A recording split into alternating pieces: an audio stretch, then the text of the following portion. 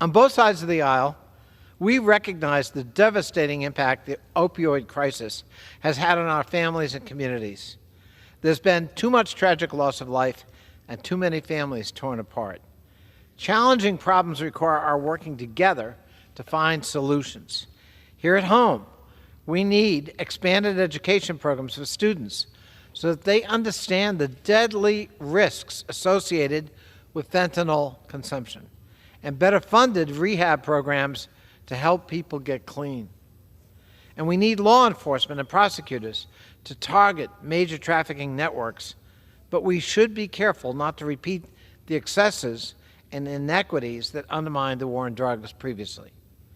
In the international context, we need to incentivize countries to work with us, but also to demonstrate there are consequences for actions that increase the supply of these dangerous drugs with impunity. This bill takes that latter approach.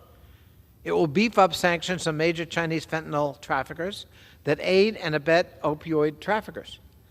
The legislation bolsters reporting requirements on fentanyl trafficking under the national emergency declared by the President and includes reforms to the International Economic Emergency Powers Act. I want to be clear, we can't sanction our way out of this fentanyl crisis alone.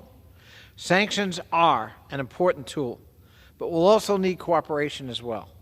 If we want countries to limit the export of fentanyl precursors and work with us to prevent such substances from entering our country and poisoning our people, we will need the cooperation of law enforcement in other nations, like China and Mexico. That's a simple fact. Tough talk and asset freezes have their role, and I support them.